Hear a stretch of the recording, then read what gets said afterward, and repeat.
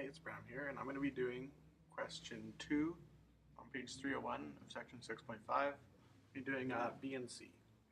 So the question is, solve between 0 and 2 pi. So we're going to start with B, and the first thing that we're going to do is we see cos 2x. Now, there's 3 identities for cos 2x. But we want to choose the one that will ultimately cancel out the 1 because we don't want to work with 1s. So first step really can be just to move over the 1. And I already know that the identity I want to use in order to cancel out that 1 is 1 minus 2 sine squared theta. So write that out. So then I'm also going to move the 1 over in this step. So I'm moving the 1 over this side. So minus 1 equals 0. So now we can see right here that the plus 1 and minus 1 will cancel out. So now we're left with sine x times, plus sine x plus 2 sine squared x.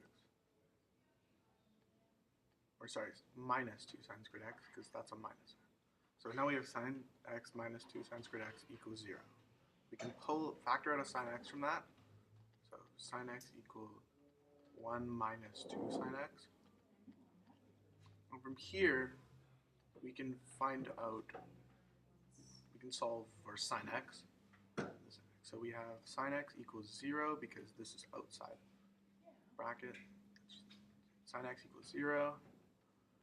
And if we move the 1 to the other side, it would be negative 1, and then we divide by this negative 2 to get half. So we get sine x equals 0 and a half. So that's the first step, is to get this part. Now we need to find out what values of x this equivalents to. So here, x is representative of the angle. So we're going to try it out here, and we know the ratios. So first of all, sine x equals 0 is that's part of the unit circle. So we know that in the unit circle, the x value is equal to cos x, and the y value is equal to sine x in the ordered pair. So in the unit circle, the points where the second or the y value is 0 are right here at 1, 0, and right here at negative 1, 0.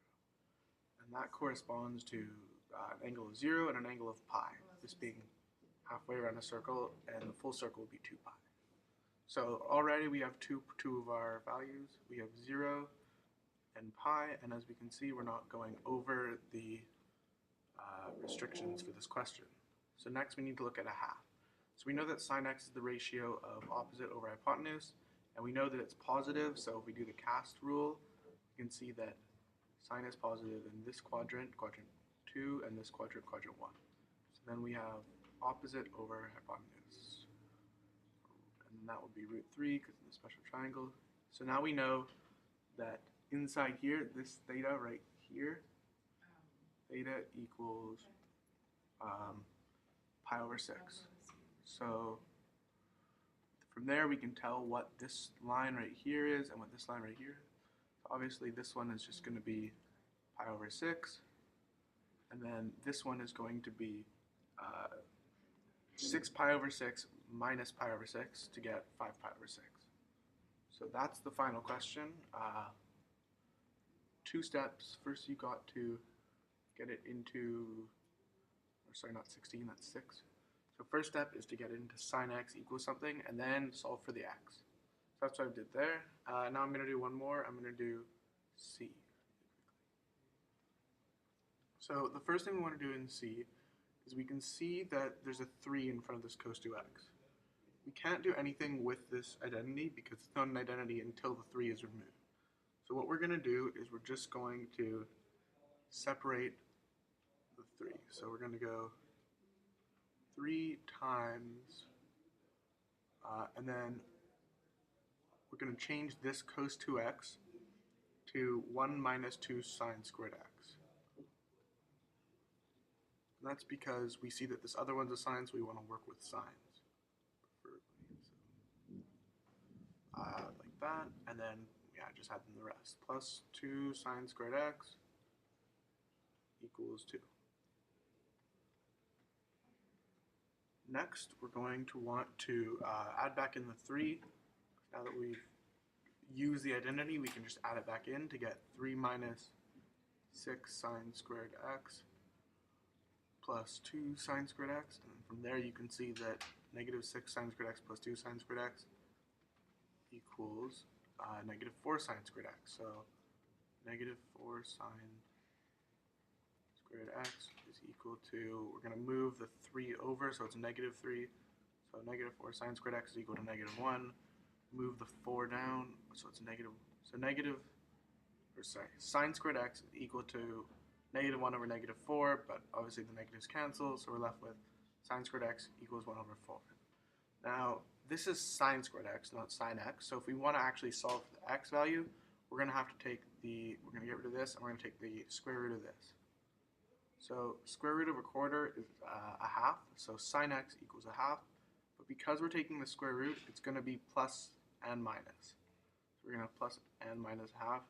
That is because anything squared will always be positive, so even if you start with a negative number. So from here we can get out one of these graphs, and we can find, so we know it can be in any quadrant because it's positive or negative. So let's draw that.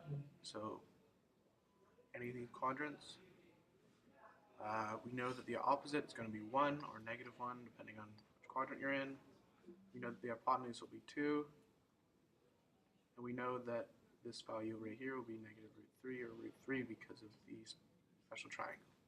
So now we can figure out what this thing in the middle here is, and in this case it is pi over 6, so the theta is pi over 6. So then we can just find all the angles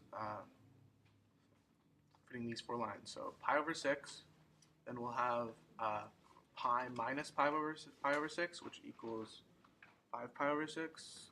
Then for quadrant 3, we'll do pi plus pi over 6 to get 7 pi over 6. And then for quadrant 4, we'll do 2 pi minus pi over 6 to get 11 pi over 6. So that is how to do a solving question with double angle identities. This is from 6.5, and I just did PNC. Thanks. Hope you learned something.